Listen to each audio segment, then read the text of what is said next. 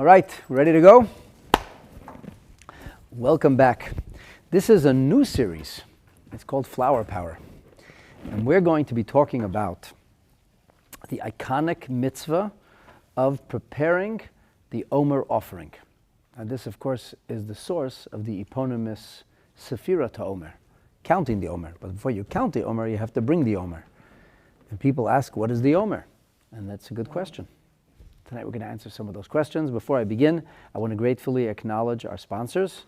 Tonight's class has been dedicated by Alan and Ira Hetz to commemorate the yahrzeit of Pesach Tzvi ben Yitzchok Chaim. May his neshama have an aliyah, and may we only be able to share simchas together. Amen. Amen, amen, amen. Okay, so as mentioned, a new Mishna. We're continuing with the same Masechet, but the subject is going to radically change. In the previous series, which is called Counting Days, we started off with the reaping, with the cutting of the fresh barley. And the cutting of the fresh barley does not take place in the Beit HaMikdash. Obviously, it takes place in the field. There's a biblical record of this cutting. You read about it in the book of Ruth, when Ruth and her mother-in-law Naomi arrive in Eretz Yisrael and they see huge crowds outside of a city which we call today Beit Lechem. It was a Beis HaMikdash of sorts at the time, not Yerushalayim, but a Beis HaMikdash of sorts in a place called Nov. And, they were still doing this mitzvah. And the mitzvah of cutting the Omer is a very important mitzvah. In fact, if the first day of Pesach is on a Friday, which means that the night of the cutting would be Friday night, which is Shabbat. And one of the things you're not allowed to do on Shabbat is cut barley. You cut the barley because it's a mitzvah. And that led us into a whole conversation. Okay, we have to know exactly when does this cutting take place. And once we started talking about when this cutting takes place, we were introduced to some rocky times that were faced by the sages during the period of the Second Temple era. We had Sadducees and Bythusians. They made a lot of trouble for the Jewish people, and that's not a very proud little piece of our history, but a piece of our history that unfortunately has been repeating itself ever since. Where people go away from Yiddishkeit, create their own version of things, and then they fade away into the darkness. Either the children come home to Torah and mitzvahs, or unfortunately the children get lost and it's gone. And then that movement is finished, and then a new movement comes along. We have new Sadducees and new Bethusians. And Torah mitzvahs continues to, obviously last and will be for eternity. So a lot of the previous Mishnah with counting days is, when do we start to count from? But we talked about the mitzvah also. We talked about the mitzvah. We learned all kinds of fascinating things. In fact, specifically in the final episode of that series, we talked lots about the counting and its implications. At this point, we are no longer discussing when you do the cutting. So we're no longer discussing when you do the counting, but after you cut the barley, what happens next? Well, I'm glad you asked. Let's take a look in the Mishnah, Daf Samech Vov, Amud Aleph, page 66, side A. This Mishnah is going to open with after the cutting, after the reaping. And the name of this first episode in the new Flower Power series is The Wind That Shakes the Barley. And if you want to know why we called it that, you'll see. The wind? The wind that shakes the barley. Okay. Says the Mishnah, Ktsaruhu, it was cut. Unisanuhu, bekupais, and it was placed into baskets. Heviuhu la'azara, and they brought it to the courtyard of the Beit HaMikdash. What did we bring to the courtyard of the Beit HaMikdash? Large stalks of barley. Stalks of barley. Why are we bringing stalks of barley to the Beit HaMikdash? You have to separate them. You have to separate them? So take it to wherever you separate barley, and separate your barley. Do in your warehouse what you do in your warehouse.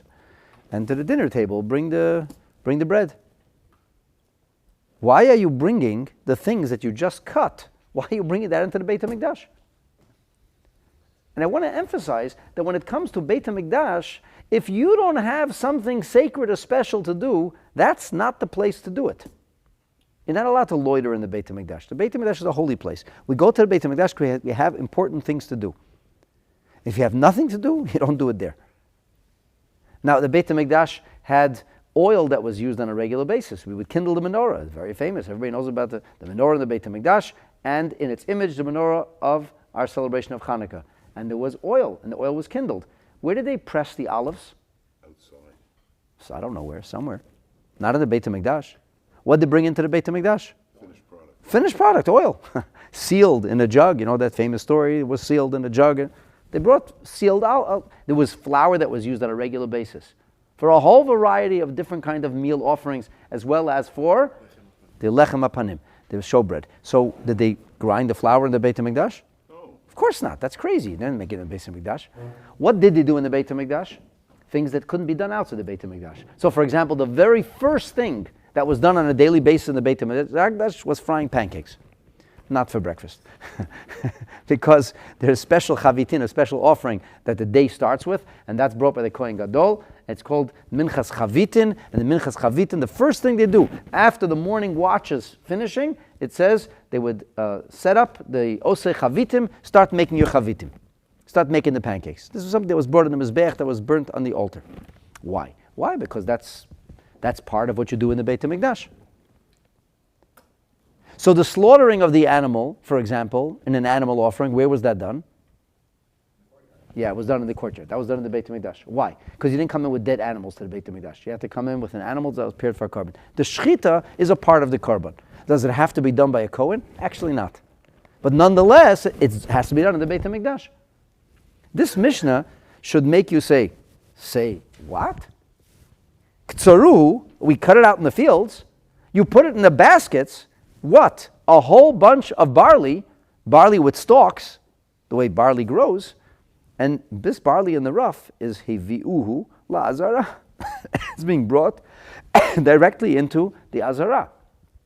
Hevi'uhu is a focus. The Mefarshim say it's singular. It doesn't say hevi'u they brought. Hevi'u would be they brought, as if the bringing was some kind of service they brought. It doesn't say hevi'u. It says hevi'uhu. They brought it. In Hebrew, it is not plural but singular. Who are we talking about? There's got to be more than one person that's involved with this. There was quite a bit of barley that was harvested. So who is the it? The it is this barley. And this barley, it's ktsoruhu, it's reaped, it's cut. That's a part of the mitzvah. It's netanuhu, it is placed in the basket. That's the mitzvah. In the kupa, hevi'uhu, and it is brought, la'azara. And then what happens? Oh, then we're having a barbecue. V'hoyu mahavivimoto. In the copies you're using in the art school, they translate it as toasted.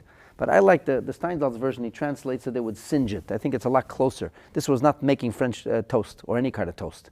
This was using the fire to really, really singe the outside.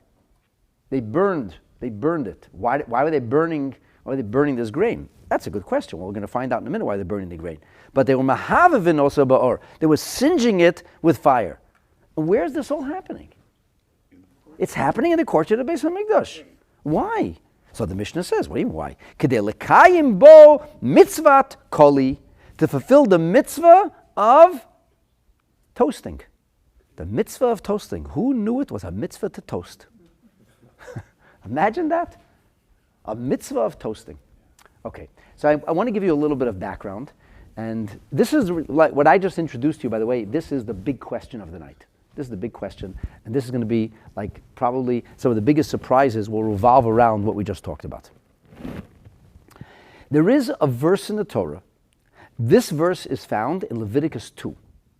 It is not in the midst of the verses that describe the holidays and holiday observances. And this is definitely a holiday observance. And the mitzvah of bringing this special offering and the subsequent counting that ensues as we count up from Pesach, from Passover to Shavuot, that is something that does not get mentioned in Leviticus 2. That's mentioned in Parshas Emor. But in the beginning of the book of Leviticus, in the second chapter of the book, in Parshas Vayikra, it talks about various kinds of offerings. The kinds of offerings. Animal offerings, fowl offerings, FOW, and flour offerings, also FLOWU, flour offerings. Chapter 2, verse 14, Ve'im takriv minchat bikurim. If it just so happens that you should bring a firstling offering. The word bikurim shares a common word with the word bechor. Everybody knows what a bechor is? Firstborn. Like firstborns, they fast on Erev Pesach because God passed over the firstborns. We have a mitzvah of redeeming the firstborn. That's a bechor with a chaf. So bikurim is like firstling. Now I don't know where the word firstling comes from, but I can tell you that my computer doesn't like firstling. It gives me little red squiggly lines that does not have any suggestion of what to write instead. Okay, but I've seen it used and I like it. Firstling is the first one. Like an earthling, a firstling.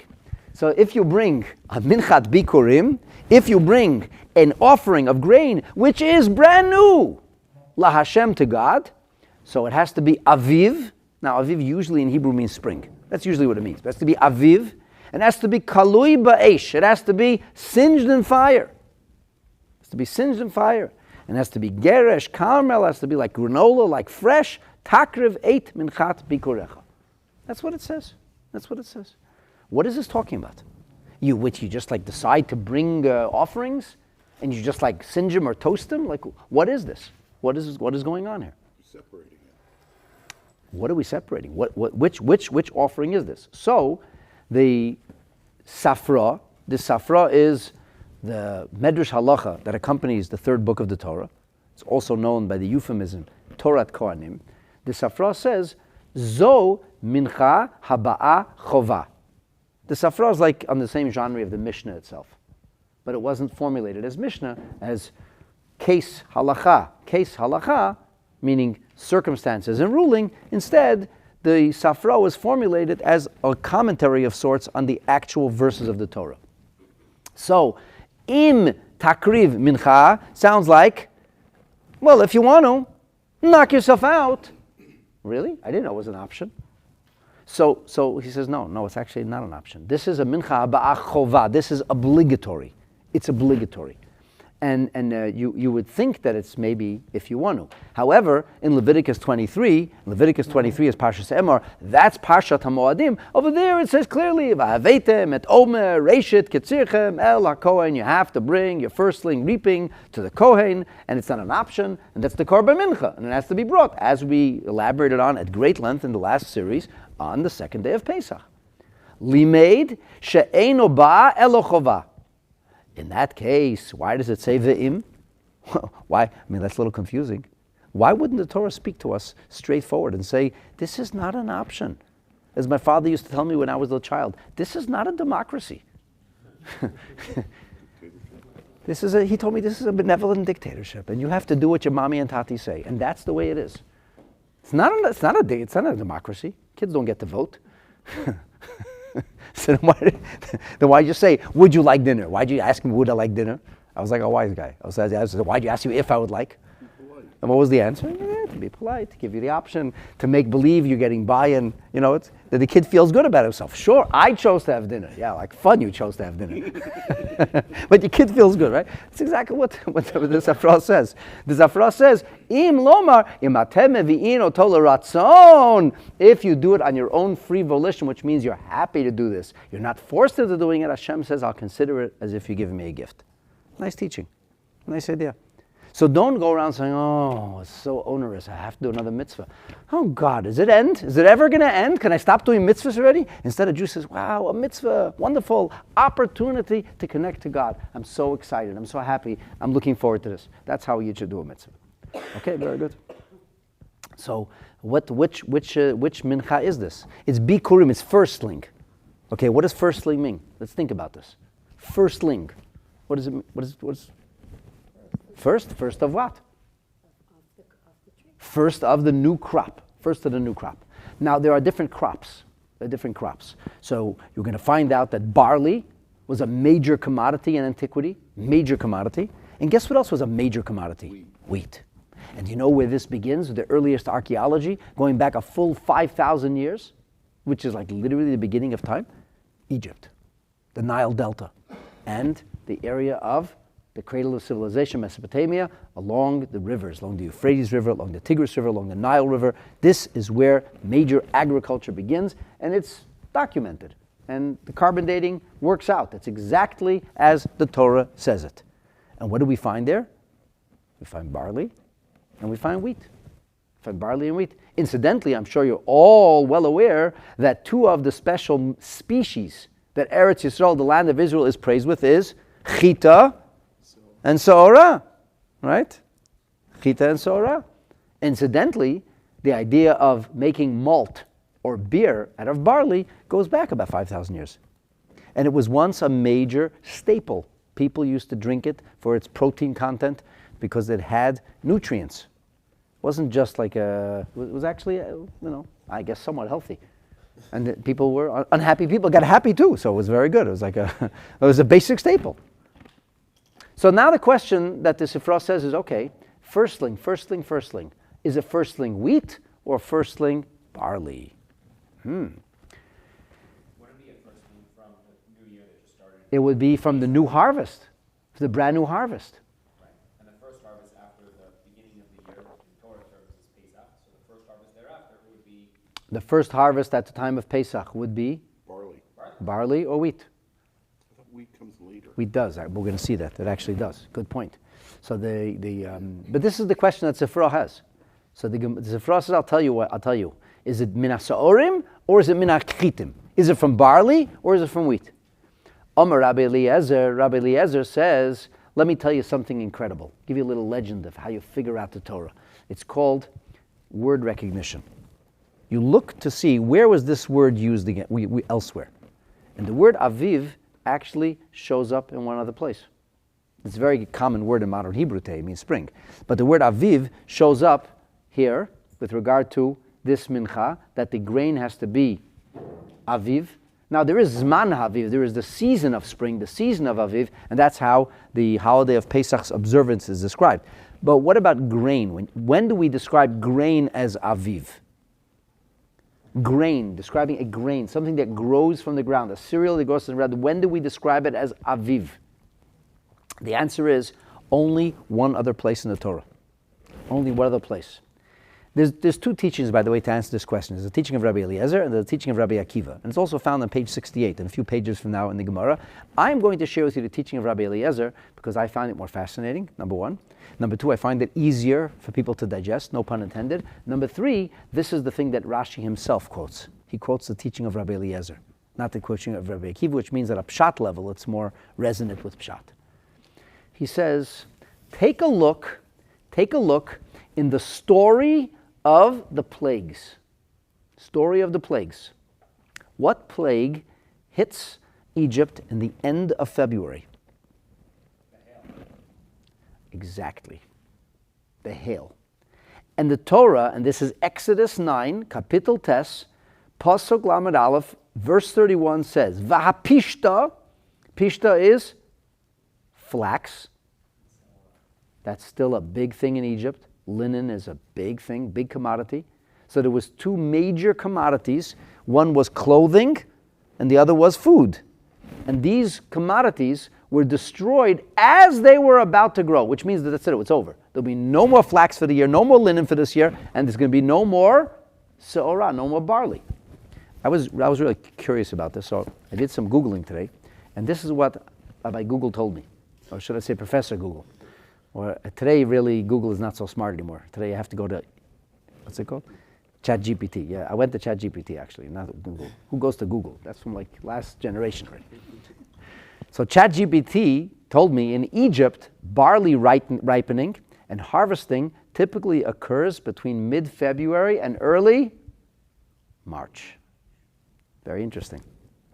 This time coincides with the transition from cooler winter months to warmer spring weather, and it is earlier than wheat, which ripens later. Of course, the problem is that we know in Eretz Yisrael, the barley doesn't show up until like April.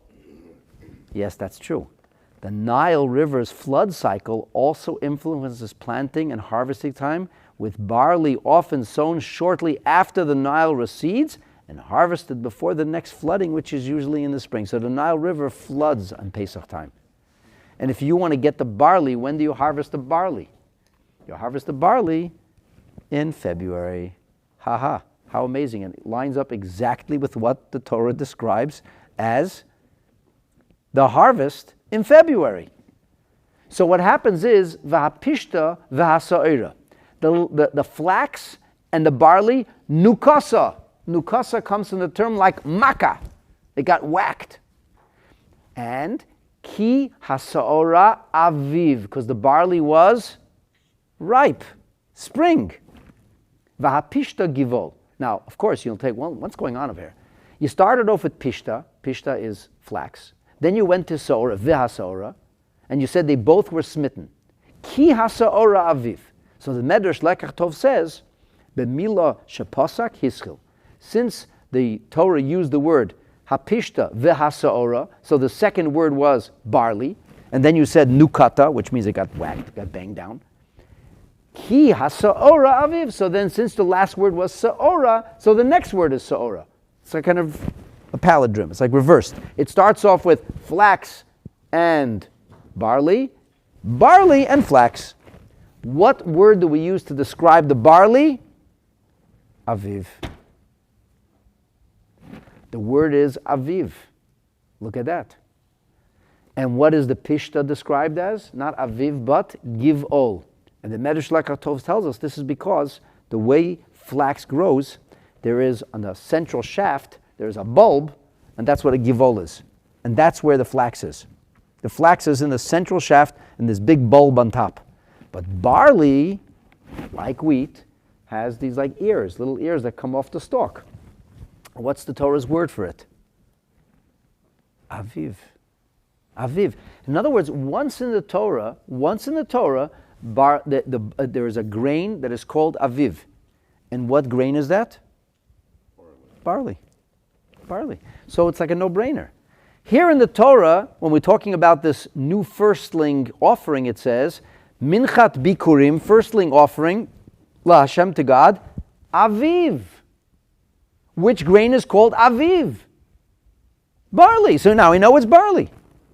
Doesn't that make sense? Yeah. It actually makes perfect sense. So Rashi's commentary is, what do you mean Ve'im Dakriv? And Rashi says, by the way, besides all the nice stuff about pretty please, and it will be appropriate for you to be excited about doing a mitzvah instead of complaining about doing a mitzvah. But Rashi says, besides that, you should know that the word im is meshamesh b'lashon ki. The word im sometimes also means ki, because im doesn't always mean if. In fact, im has 4 different uses. And it's ein zereshut, Rashi says. This is not an option. Harei b'minchat ha'omer. The Torah is talking about the mincha of the Omer. By the way, what is an Omer? We talked about this in the previous episode. An Omer is a measurement, like an ounce is a measurement, right? Like a gallon is a measure. There's no gallons. It's a measurements. That's all. But this was a chalice used in the Beis Hamikdash, and the chalice was recognizable because it had this unique shape and unique size. And the chalice of the Omer somehow made its way into the collective Jewish religious memory from the very beginning of our peoplehood. Because when we left Mitzrayim, for the first month we ate this matzah, the magic matzah coming out of the Mary Poppins bag. It just kept coming out. And then at a certain point, okay, now there's no more matzah. Moses, we're hungry. Oh, okay, let me see what we can do about that. What happens? People kvetch and they complain. The mun, very good. They had to collect the mun. What did they collect the mun in? They collected the mun in the measuring cup they had of the day. The measuring cup of the day was the chalice. Everybody had a measuring cup. An Omer, that was the standard measuring cup. Moshe Rabbeinu says, fill up an Omer of manna. No more and no less. Don't be a smarty pants. Don't try to add more. It's not going to last. Some people try to be wise guys. It didn't work well. Some people took less. Miraculously it filled up. It was always an Omer. So you had to have 2 chalices when you were collecting for Shavuot? Ah, exactly. On Shabbat you had a double measure. Yes, but people had these chalices. And it was an Omer size. And this was a standard. It was a standard thing. But for Jewish people, this became associated with the manna and miracles and God's sustenance. It was like a big deal. It's like a big deal. And then we came to the Beit HaMikdash. And we have the story of this offering, which has to be brought with an Omer. And by the way, this is one of the reasons that on some of the Bar Kochva coins, you know what shows up? Chalice. A chalice. Why? Because you're not allowed to replicate Beit HaMikdash items. That's why none of the archaeology shows a diagonal menorah, even though Rashi and the Rambam tell you that they have a tradition that it was diagonal. Why? Because they didn't want to replicate the Beis HaMikdash. So they made a different kind of menorah with round branches so as not to replicate the Beis HaMikdash. You never see a picture of the cherubim. You never see a picture of the mizbeach, of the altar. You never ever see a picture of the showbread. The only thing which was recognizable to the Jewish people, which wasn't actually sacred, was the chalice. So people had them at home, but they knew it was Beit HaMikdash. So there was a Beit HaMikdash association. There was like a holy association, but at the same time, it wasn't forbidden to replicate it. So it became their maple leaf. It became their thing, their symbol. That was way before the Star of David was used. That became the Jewish symbol. And there are a lot of other reasons why, because it represents miracles and it represents manna, and the story of Purim is all around this mitzvah and around this study. It has a lot of deep messages and deep memory which is associated, whatever. But that's my point to you is that we see the word aviv, This is the thing. Okay. Rabbi ChatGPT also told me the archaeological evidence has dated barley and cultivation to like 5,000 before the Common Era in Egypt. I'm not sure if that exactly works out. And he writes there that barley products, especially bread and beer, comprised a complete diet in ancient Egypt. That was your diet. Bread and beer.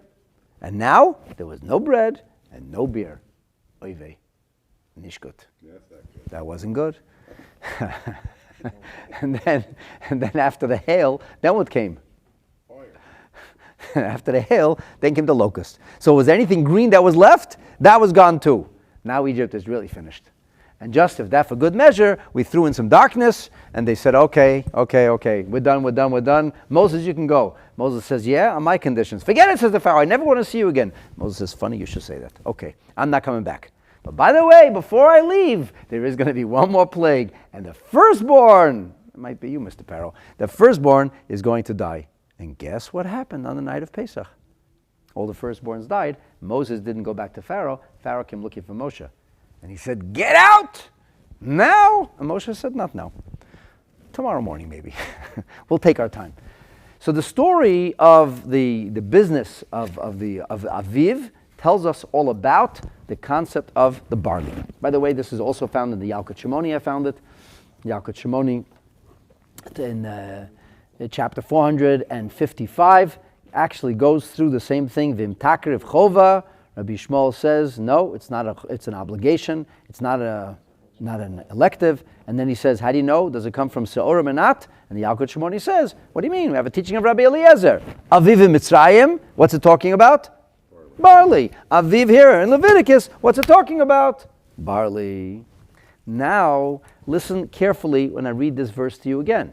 Ve'im takriv minchat bikurim. Now you know what this means. Not if, when you will bring a firstling offering to God.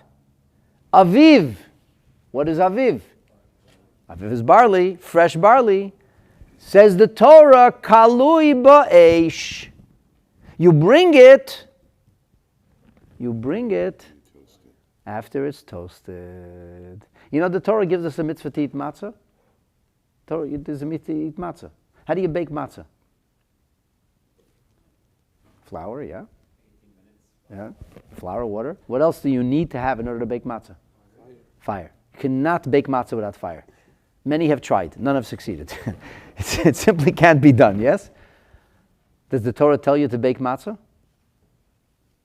The Torah tells you about fire? No, it's like common sense. Figure it out yourself. Does the Torah tell you to grind up the wheat to make the flour? No. So that you... No, of course not. Figure it out yourself. I told you a final product. Torah says, eat matzah. What is matzah? For heaven's sake, I have to tell you that too? That's not a mitzvah. There is no mitzvah to bake matzah. There's no mitzvah to knead matzah. Mitzvah to eat matzah. Isn't it funny that the Torah tells us here that we should be toasting the barley? Why does the Torah tell it us? Aha. Something's going on here. By the way, you know why we're toasting the barley? You know why we have to singe it or toast it? I'll tell you why. Because in order to take grain and to turn it into a substance like flour, what do we need to have? We need to have all the moisture gone. Because the moisture stops, makes it into granola. It's soft granola. They left it in the courtyard. You had left in the courtyard, but usually this takes like weeks or months. If you want it to dry naturally, it has to cure. What's the name for summer in Hebrew? Kayetz. What does kayetz actually mean? I don't even know what summer means, but what does kayetz mean? Kayetz means to cure in the sun. In Eretz Yisrael, it does not rain in the summer. It's not Canada. I once had a cousin over here. He came here. He says, "This is crazy." He says, "In the middle of Tammuz, you have thunderstorms every 3 days." I said, "Welcome to Canada." He says, I would have brought a winter coat. I said, "I'm sorry. You didn't ask me." What they call winter in Eretz Yisrael, we call July. Thunderstorms. That's like it's raining. It does not rain in the summer. By the way, it almost never rains in May. It was like a miracle last week when there was forest fires, and Hashem sent us a thunderstorm. Mamash, like a miracle. Doesn't happen in Israel. It doesn't happen. In the summer, it never rains. It's unheard of. It doesn't rain. So what do people do with all of the things they just harvested? They leave it in the field. They leave it in the field. Why do they leave it in the field? Because they leave it to dry. There's a baking hot sun, and the baking hot sun cures everything. And guess what we do before the rains come? What do? Gather it. We gather it. That's why the festivals in Eretz Yisrael follow an agricultural cycle. Pesach is the time of Aviv, which means everything's ripening. Shavuot is the time of harvesting. And Sukkot is Chag Ha'asif, because we bring it all home. It's very logical. And it has to dry naturally. And by the way, once we're at it, we also leave figs out, and we turned it into dry figs. We leave dates out, we have dried dates.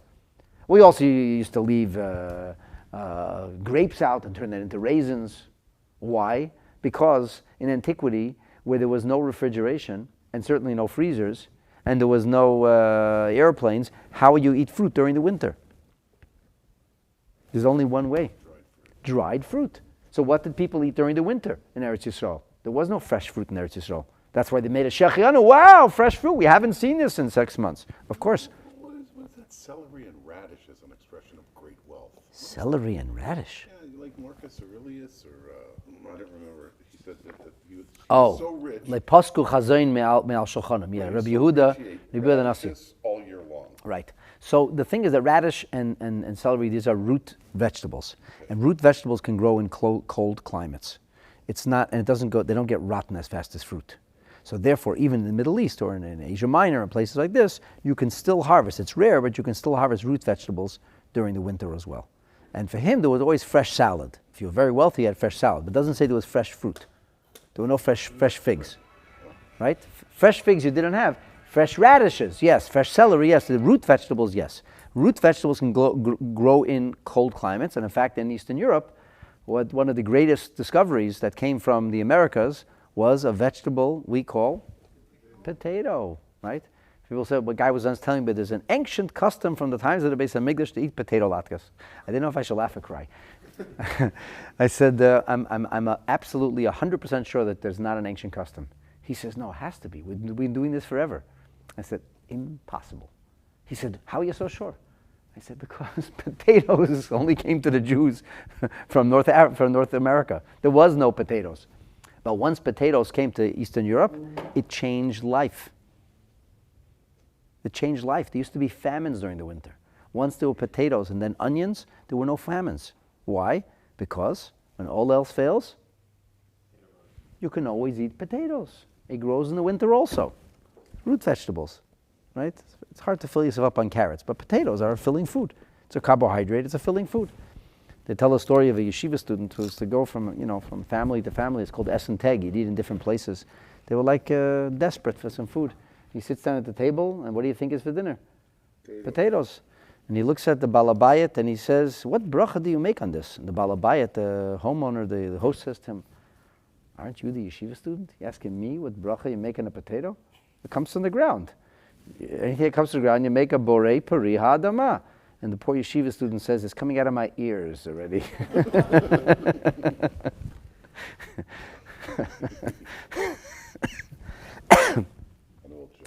Yeah, a goldie, an oldie but a goldie. Okay, so let's go. But now we go back to the Mishnah. Now the Mishnah is going to start to make sense to us. Very interestingly, the Torah does not tell us how we should make a variety of things. It doesn't tell us to make a variety of things, but there's certain things the Torah gives us instructions about. And one of the things the Torah gives us instructions about is that the firstling offering has to be brought not as granola, but as flour. But there's no time for that to happen naturally. It's very, very wet. It's very, very fresh. It's very, very moist. You just cut it last night. How are you going to make flour out of that? Fire. The Torah says fire. That's why it says aviv kalui ba'esh. That is an artificial process of roasting, toasting, singeing, fire. And because it shows up in the pasuk, because it's in the actual verse, what do we call it? We call it a mitzvah. Says the Mishnah now, Ketzeruhu, you cut it, and that you're allowed to violate Shabbat in order to do. Well, this is the dispute in the Gemara, that's the opinion of the Chachamim. V'nesanuhu, you put it, that was cut, in the baskets. Heviyuhu la'azara, you bring it to the Azara. V'yamahav v'meisei ba'ur. And you're now going to singe it in fire. We said in the pasuk though it said Eish. Now they changed the language here to Ur. Well, Ur is the language of the Mishnah. Mishnah uses the term Ur, that's very common. Mishnah Hebrew is not the same as biblical Hebrew, as a rule. In spelling that's true, and also in grammar that's true. And this is one of the reasons why, for the most part, we didn't use Hebrew as a spoken language, because spoken languages necessarily change constantly. That's the nature of spoken languages. We don't want Hebrew to change, so we used Hebrew only for the Chumash, only for Torah, and we spoke other languages. What was the Ladino or the Yiddish of antiquity? Aramaic. That's what they spoke. They used Hebrew only. People still speak Aramaic. There are some people who speak Aramaic. It's like people who, Christians who speak Latin. It's a rare language. But if you like, to me, Aramaic is not a spoken language. I cannot converse in Aramaic, but I can read Aramaic, because if you read the Gemara, read Syrians speak Aramaic. Assyrians speak Aramaic till today. Yes, Right. yes, yes. Rabbi Shoiket used to go and speak to a Yes, guy. yes. There are some people from the Middle East, around the area of the Kurds, who actually still speak Aramaic. It's a very rare thing. I once met a Jewish family from Assyria, which is like part of like the Kurdistan, and they spoke Aramaic, and it was like fascinating to me to meet this Jewish family. They were from there. Like there was. The convenience store in Desera, the guy speaks Aramaic. Look at that. Who knew? I can go and learn Gemara with the guy. You could. But I don't think you know what you're talking about. But he might help you with certain words, some obscure words. Yeah, interesting. Okay, so the point is, it's a good question, Elad, about Eish and Or, but that's the language of the Mishnah. And he did it b'Or. And the Mishnah says now words, Kedei lekayim b'y mitzvahs koli, to fulfill the mitzvah of koli, aviv kalui, the mitzvah of koli. This is divrei Rabbi Meir. That means, what did you bring into the Beis HaMikdash? Big stalks. Why did you bring the big stalks in? Because you burned the stalks. And when you finish burning the stalks, guess what happened to the little kernels? Separated. They get separated and dried out. Perfect. Now we can make flour. These are the words of Rabbi Meir. However, the Chachamim disagreed, and they said, "Bakonim uvakoil lochadois," with reeds and with cabbage stems. Chovtin also.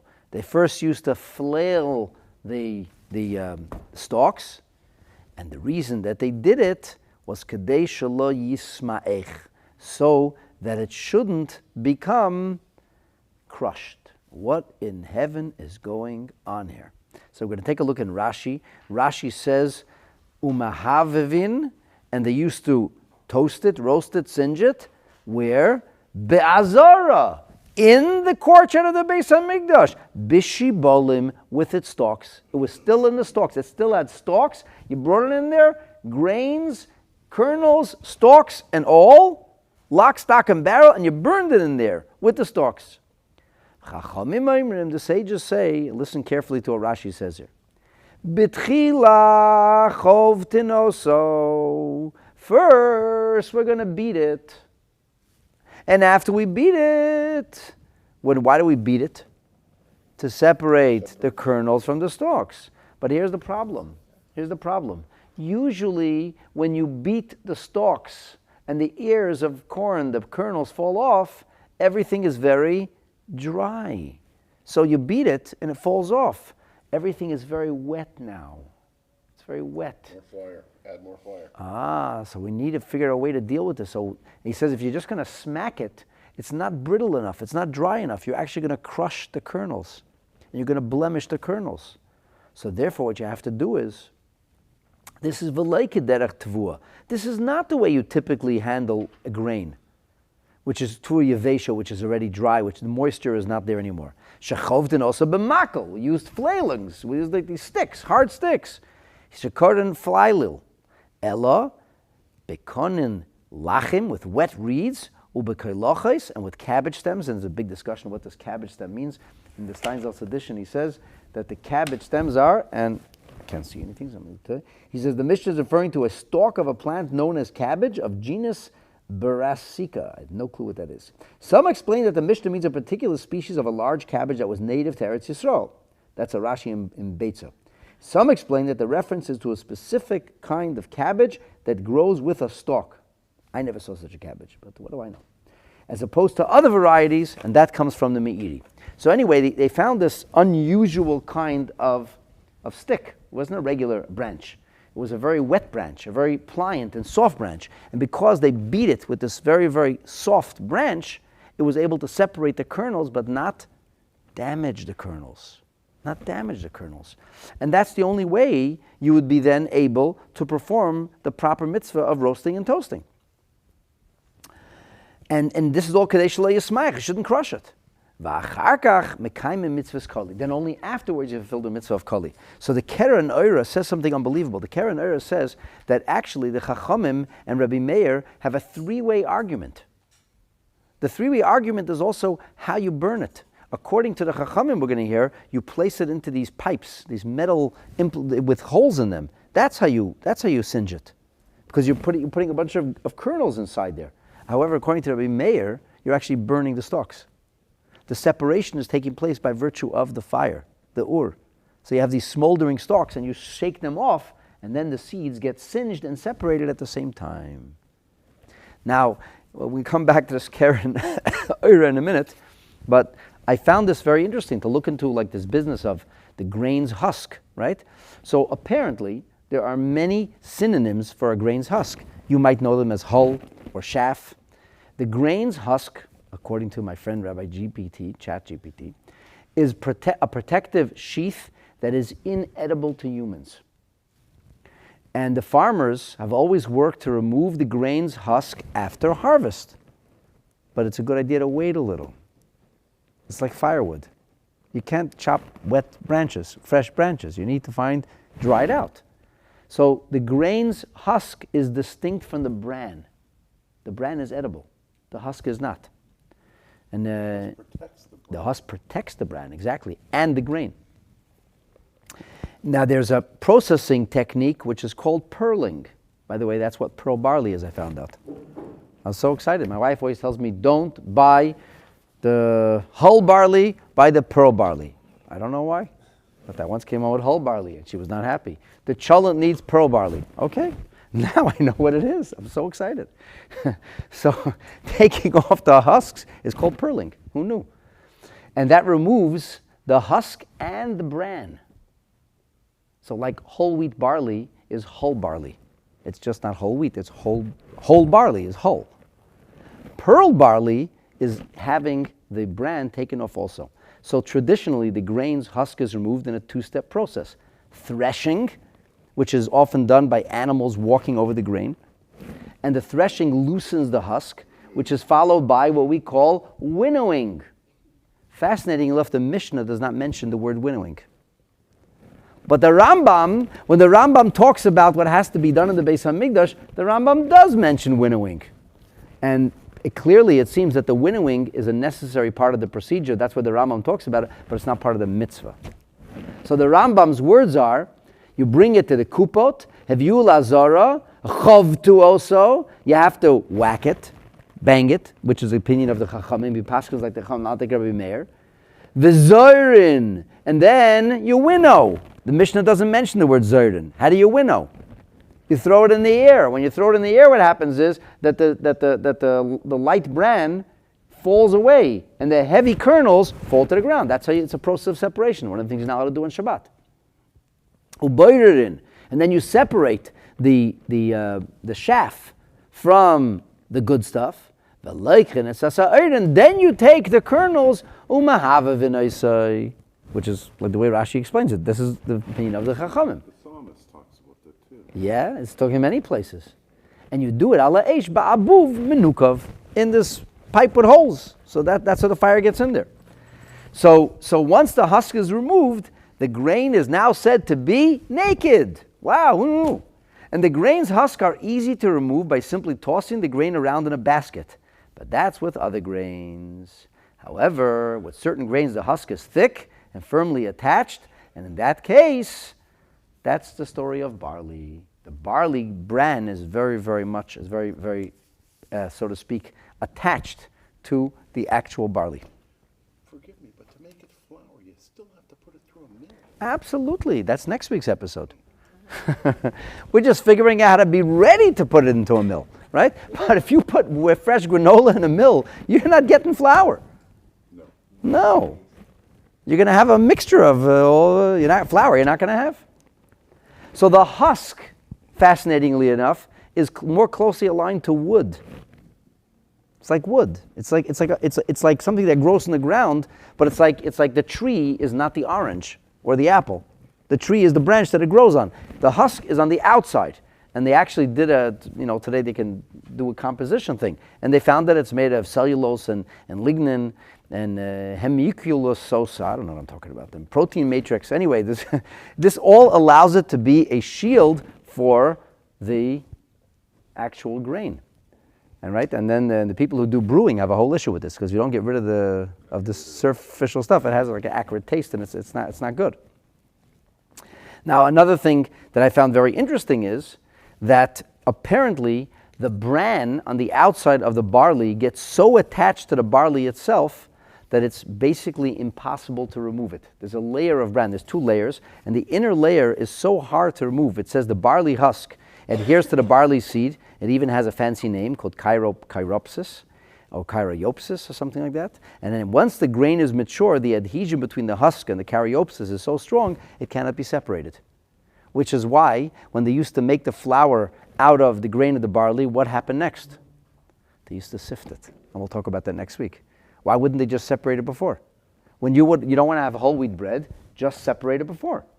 If you bleach everything and take off all the husks, and you get clean flour, which by the way is not so healthy. 13 times. Why'd they have to do that? Because you actually can't separate the inner layer of husk. It's so stuck to the barley that you have to grind it up. It's like the flour, but if you sift it afterwards, you can actually get rid of it.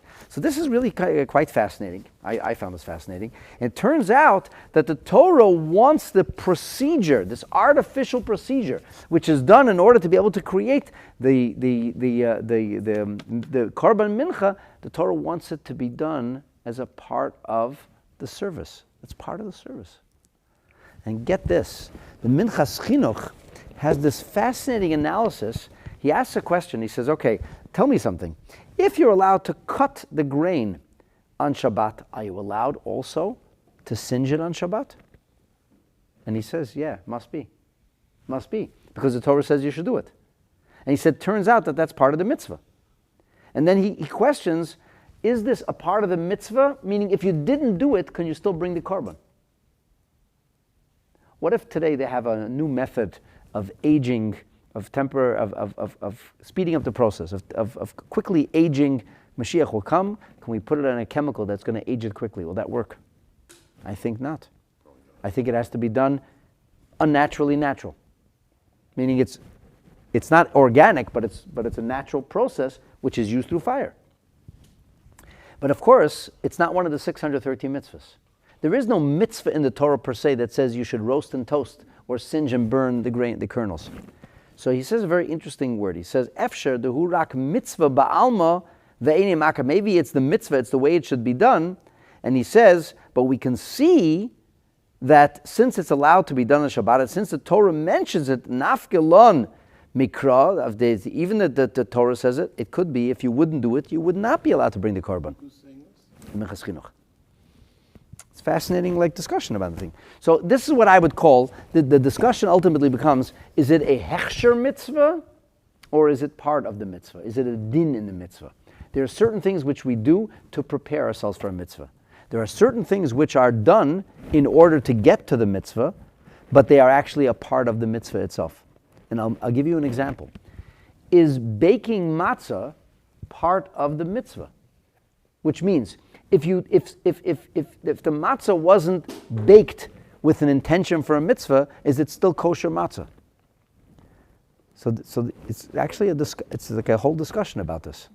And when in the matzah bakery, the matzah bakery workers are Jewish, and they're doing a mitzvah, and people call out constantly l'shem matzahs mitzvah. Now, this doesn't mean that what you eat on Pesach has to be matzahs mitzvah, but what you eat on the night of Pesach is supposed to be matzahs that's made for the mitzvah.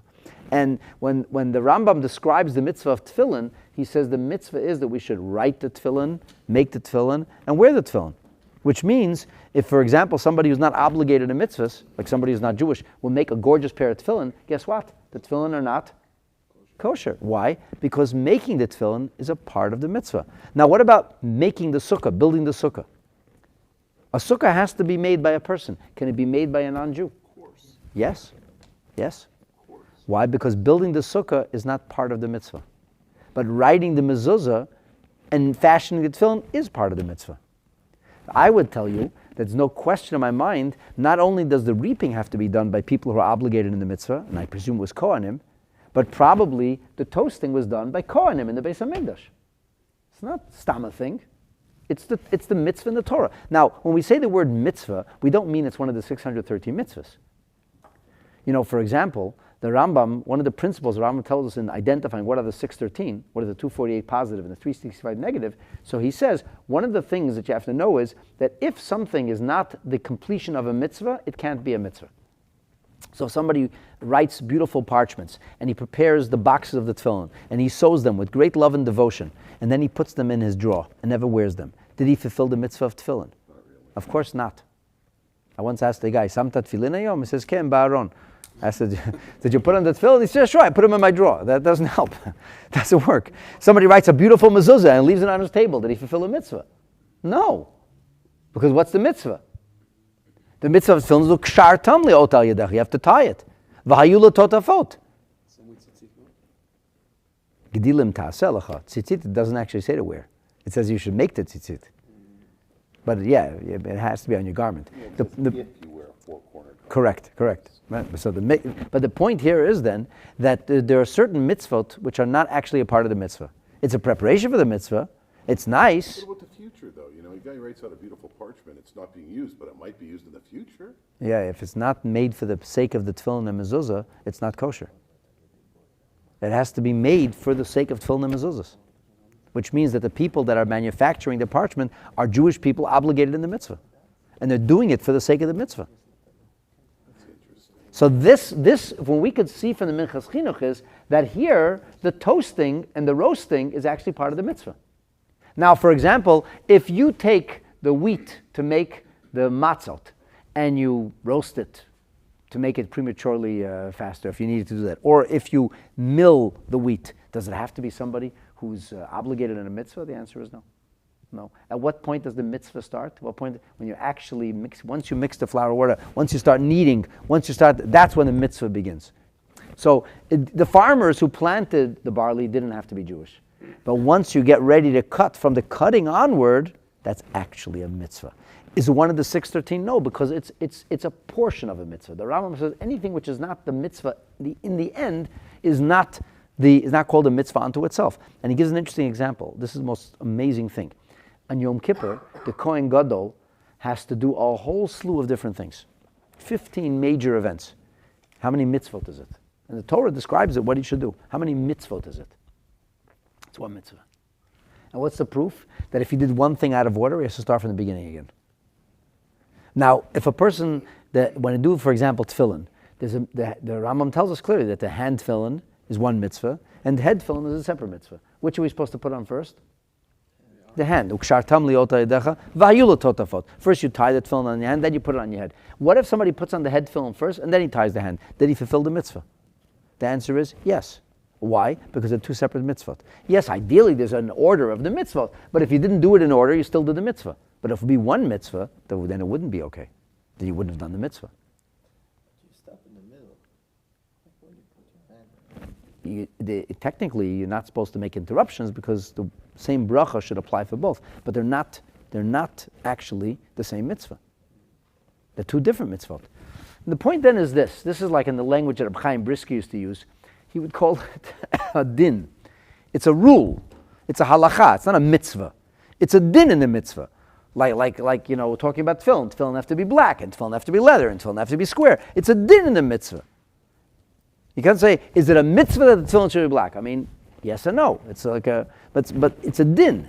So that's what we're dealing with over here. And the Tiferes Yisrael explains on this Mishna. He says, why are we doing all these things?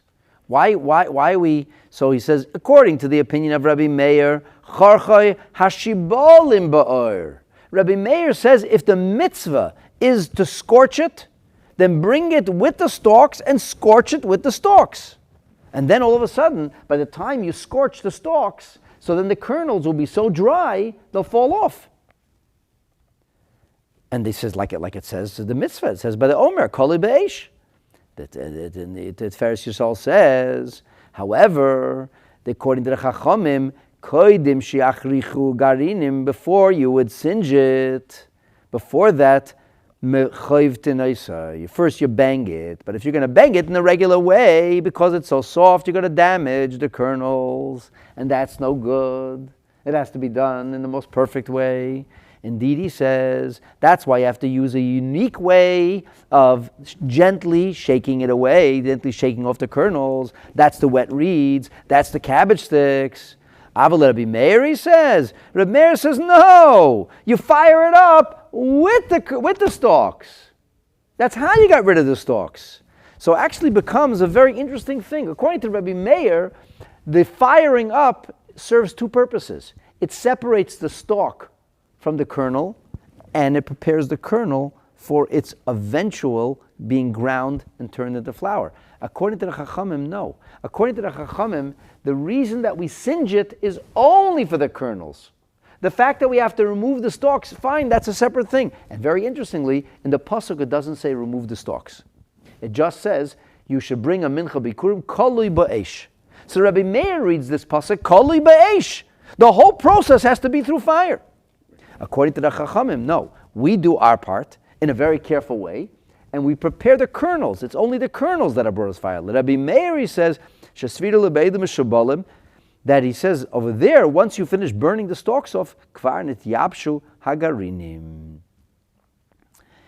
And he says, therefore, you wouldn't have to do all this business. You could, according to the Tiferes Yisrael, Rabbi Meir would tell you, you don't have to use wet reeds and you don't have to use celery stalks. You use the regular flailing because it was not a problem. It was already dry by then. So if it was already dry, it wouldn't be damaged. So this is fascinating. This is like this is the business of what goes on over here. And then what do we do with it? And then, by the way, since we're on this subject, I wanted to share with you something very interesting. The Kiryas Sefer writes in his commentary on Rambam the following. He says that because it says uktsartem et ktsira, this is a verse which is found in Leviticus 23, Parshat Emor, which is Parshat HaMoadim, that's what we talk about the Yom Tov. Uktsartem et ktsira veheveitem et Omer reshit ktsirchem el hakohen. You bring what you cut to the Kohen. So reshit ktsirchem, he says, the mitzvah is to harvest. The mitzvah is to cut it. And you bring what you cut. He says, that's why you brought it with the stalks. Because the mitzvah, the Torah says, you bring what you cut. From this we learn, he says, Mishat haktsira yesh lahaviyah to Omer, or right away as it is, la'azara. V'sham nasid kol ha'malacha. In other words, we're showing how fresh it is. It's fresh. We just cut it. From the cutting, straight to the Beis HaMikdash. Cutting to Beis HaMikdash. You bring the stalks in. Now we have a job to do. That's what the Torah says. Fire it up. So I thought that was like a very interesting, so to speak, way to understand it. Now, the Brisker Rav, Rav Velvela, had a very interesting way of looking at this whole thing. He said that the question is, when does it become Aviv? When does it become Aviv? It says Aviv is Kalui. He says that when it's Aviv is only when it's, so to speak, that's when it turns. The Aviv, by virtue of the fire, that's when it becomes Aviv Kalui. But he says, if a mayor said, if you bang away the stalks, it's not Aviv Kalui. The Aviv didn't happen by virtue of the fire. The Aviv happened by virtue of the process of you winnowing and you separating, and then you fired it up. He says a mayor would learn that the whole thing has to be, how do you get to Aviv? Kalui Ba'esh. That's how you get to Aviv. So it's a fire thing. And whatever help you need afterwards, but the main thing is the fires. But you see from the Rambam that we paskin like the Chachamim, that first you take off the stalks, and only afterwards do you fire it up. Then what happens? And the Mishnah says, after you finish doing that, Natanu la'abuv, they put it into this pipe, or this like a metal receptacle. I guess you would call today a screen or a netting, metal netting. And haya menukav, it had little holes in it. And kadeshi ha'or sholet bekulo, so the fire would be able to grasp all of it. All of it would be exposed to the fire. And then the last thing is finally shatchuhu ba'azara. They would spread it then out on the courtyard, on the floor of the courtyard. The haruach menashevet bo, and then the wind would sweep across it, and it would be blowing over the wind. And the reason that the wind was doing this was so that it would become fully dried out. Well, the fire did that. Well, not so simple. See, Rashi says, "Natnu oto ba'aviv kli shel nechoshet, a copper keli v'zeh." That's its name. So Rashi doesn't explain why we have to put it in the wind, but the Tiferes Yisrael says something very interesting. The Tiferes Yisrael says, "I'll tell you why they used to put it in the wind." He says because after you use the fire, there was moisture. The moisture that was deep inside was brought to the surface. So there was some moisture now on the surface. And that moisture on the surface had to evaporate. And because that was the case, sheheziu ba'aviv, it sweat inside the fire. When it was in the fire, you're not burning it, right? Just like singeing it. So there was like the water, the moisture that came out. And that moisture was later taken with the wind that shook the barley. And when the wind shook the barley, now we have a fully dried out kernel, and now we're ready to start to make flour. And all of this is a part of the actual mitzvah. So it's a fascinating thing. We have to take the actual, so to speak, grain, the stalks, bring him into the Beis HaMikdash, do whatever it takes in order to separate the grain from the stalks, and to make the grains be so dry that the kernels should be able to be prepared for the milling. And this we have a big dispute of how much has to be done by fire and how much not. So the Keren Eira says that it turns out, according to what Rashi says, according to the mayor, you could bang it with the things, the flailing, even so it shouldn't be damaged. He says once it's dried out, it's not a problem. It's not a problem.